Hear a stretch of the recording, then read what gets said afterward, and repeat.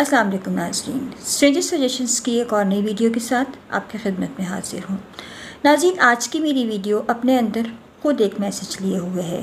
اب یہ سمجھنے والے کا کام ہے، دیکھنے والے کی نظر ہے کہ وہ اس میسج کو کس انداز سے اچیو کرتا ہے۔ تو ناظرین، ویڈیو شروع کرتے ہیں۔ کسی گاؤں میں ایک مولانا صاحب دوسری جگہ سے آ کر آباد ہوئے۔ مولوی صاحب کو مسجد کے برابر میں ایک گھر بطور رہائش دیا گیا جس میں وہ اپنی فیملی کے ساتھ رہ سکیں، اور مسجد کی آمدنی سے جو انہیں رقم حاصل ہوتی اس سے وہ اپنی گزر اوقات کر سکیں۔ لیکن بہت جلد مولانا صاحب کو یہ احساس ہو گیا کہ یہ آمدنی جو مسجد سے انہیں حاصل ہو رہی ہے ان کی ضروریات زندگی پوری کرنے کے لیے کافی نہیں ہے۔ اور مولوی صاحب ایک سیدھے سادھے قسم کے انسان تھے، شریف النفس انسان تھے، اللہ تعالیٰ کی رضا پر راضی رہنے والے اور شکر ادا کرنے والے انسان تھے۔ شاید اللہ کو ان کی یہی ادا پسند آ گئی اور اس گاؤں کے ذمہ دار نے مسجد کے ساتھ والا کھیت جو کہ اس کے استعمال میں تھا مولانا صاحب کو استعمال کرنے کے لیے دے دیا۔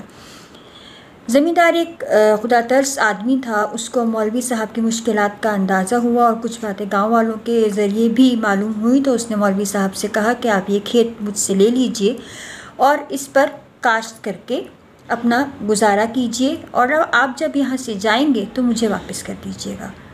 مولانا صاحب اس بات پر اللہ تعالیٰ کے بہت زیادہ شکر گزار ہوئے اور زمیندار کا بھی بہت شکریہ ادا کیا۔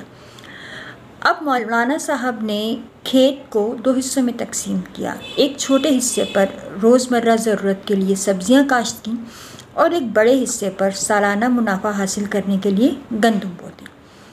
اب تو مولوی صاحب کا یہ معمول ہو گیا کہ مسجد کے فرائض سے فارغ ہونے کے بعد وہ زیادہ تر کھیت میں ہی پائے جاتے۔ رفتہ رفتہ محنت رنگ لانے لگی، سبزیاں آنے لگیں اور ان کی گزر اوقات تھوڑی آسان ہو گئی۔ دوسری طرف گندم کی فصل بھی اب آہستہ آہستہ پھلنے لگی تھی، اور ایک وقت آیا کہ گندم کی فصل تقریباً پکنے کے قریب تھی۔ مولوی صاحب روز اپنے کھیت کے کنارے بیٹھتے اور اللہ کا شکر ادا کرتے اور اس زمیندار کو بھی دل سے دعائیں دیتے۔ مگر اچانک ایک مصیبت نے ان کے کھیت کی راہ دیکھ لی۔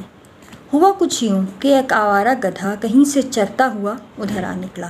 اس نے جو لہلہاتی ہوئی فصل دیکھی تو اس نے اس میں منہ مارنا شروع کر دیا، اور یوں مولانا صاحب کی تیار ہونے کے قریب والی فصل خراب ہونے لگی۔ مولانا صاحب نے شروع میں تو صدقہ خیرات کر کے اس بلا سے چھٹکارا حاصل کرنے کی کوشش کی، لیکن کوئی اثر نہ ہوا۔ اس کے بعد انہوں نے کھیت کے کنارے بیٹھ کر دعائیں پڑھنی شروع کر دی کہ شاید ان دعاؤں کے اثر سے یہ گدھا بھاگ جائے۔ لیکن گدھا بھی اپنے آپ میں ایک ہی تھا۔ وہ روزانہ آتا، گھومتا گھامتا، ان کے کھیت کو خراب کرتا، چارہ سمجھ کے ان کی فصل کو کھاتا اور باقی فصل کو رونتا ہوا چلا جاتا۔ مولانا صاحب حسرت سے بیٹھ کر اپنے کھیت کو تکا کرتے۔ ایک دن اسی گاؤں کا ایک اور کسان مولوی صاحب کے پاس کسی کام کے سلسلے میں آیا۔ اس نے دیکھا کہ گدھا کھیت میں گھسا ہوا ان کی فصل خراب کر رہا ہے اور مولانا صاحب باہر بیٹھے ہوئے صرف دیکھ رہے ہیں۔ اس آدمی کو بڑی حیرت ہوئی۔ اس نے کہا، مولانا صاحب، یہ گدھا آپ کے کھیت میں گھسا ہوا آپ کی محنت کی فصل خراب کر رہا ہے اور آپ کچھ بھی نہیں کر رہے۔ مولانا صاحب نے سرد آہ بھر کے جواب دیا، میں نے بہت کچھ کیا۔ میں نے اس کی خاطر اپنی مرغی کا صدقہ دیا، میں نے اپنے اکلوتا بکرا اس کھیت کو بچانے کے لیے اللہ کی راہ میں قربان کر دیا۔ اس کے بعد میں نے اس کھیت کے کنارے بیٹھ کر قرآن کی تلاوت شروع کر دی، اور اب تک شاید میں آدھی سے زیادہ قرآن تو یہاں بیٹھ کر مکمل کر ہی چکا ہوں۔ لیکن یہ گدھا مجھے کوئی پکا کافر لگتا ہے جس کے اوپر کسی بھی چیز کا اثر نہیں ہو رہا، اور یہ روز آتا ہے، اپنی کارروائی کرتا ہے اور چلا جاتا ہے۔ اب بتاؤ میں کروں تو کیا کروں؟ وہ کسان ان کی بات سن کر مسکرایا۔ اس نے قریب پڑا ہوا ایک ڈنڈا اٹھایا اور 2-4 کھینچ کے اس گدھے کے رسید کر دیے۔ ڈنڈے کا پڑنا تھا کہ گدھا وہاں سے بھاگ گیا، اور ایسا بھاگا کہ اس دن کے بعد اس نے کھیت کا رخ نہیں کیا۔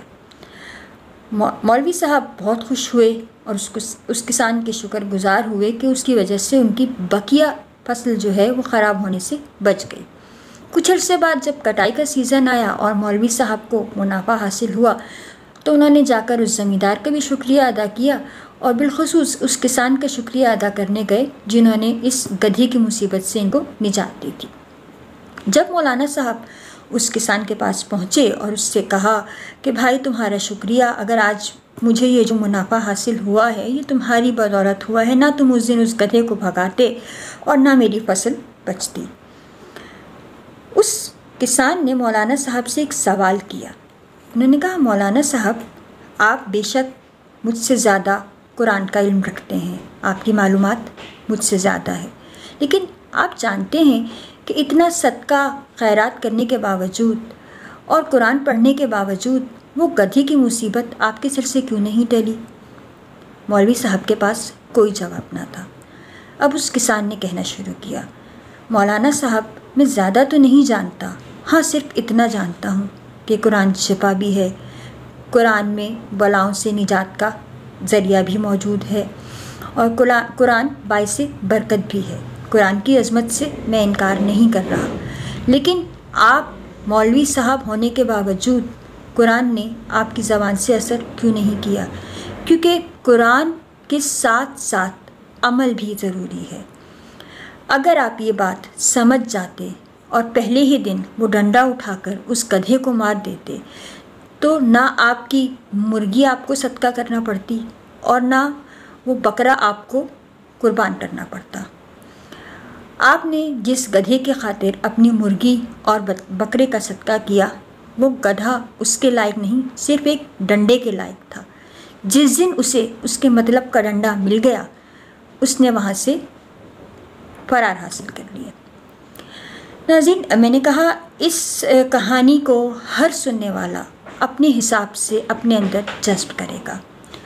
مورل آف دی اسٹوری صرف یہ ہے کہ جس طرح کبھی کبھی ایسا ہوتا ہے کہ بہت زیادہ قابل اسٹوڈنٹس جنہیں کتابیں زبانی یاد ہوتی ہیں، ایک ایک لفظ ایک ایک صفحہ نمبر بھی جنہیں یاد ہوتا ہے، کبھی کبھار کمرہ امتحان میں ان کا سامنا ایسے ٹرکی کوشچن پیپر سے ہو جاتا ہے جس میں ہوتا سب کچھ وہی ہے جو انہوں نے کتاب میں پڑھا ہوتا ہے، لیکن پوچھنے کا انداز الگ ہوتا ہے اور وہ پیپر اٹیمپٹ نہیں کر پاتے کیونکہ انہوں نے صرف رٹا لگایا ہوتا ہے۔ اسی کے برعکس وہ اسٹوڈنٹس جنہوں نے دماغ کے ساتھ ساتھ دل سے بھی پڑھا ہوتا ہے اور وہ چیزیں ان کے دماغ میں موجود ہوتی ہیں، وہ ان کوشچنس کو بآسانی سالو کر لیتے ہیں۔ اسی طرح ہم سب کی زندگی میں مشکلات، بہت سے لوگوں کی مشکلات سیم ہوتی ہیں، صرف ان سے باہر نکلنے کے لیے ہم جو راستہ اختیار کرتے ہیں وہ اس چیز کا تعین کرتا ہے کہ ہم کتنے کامیاب ہیں۔ اس چیز کو اپنی زندگی میں سمجھیے گا ضرور۔ بے شک تعلیم، تربیت سب چیزیں اپنی جگہ، لیکن کامیاب وہی ہوتا ہے جو کہ عمل کرتا ہے۔ اس بات کے ساتھ اپنا بہت خیال رکھیے گا۔ اللہ حافظ۔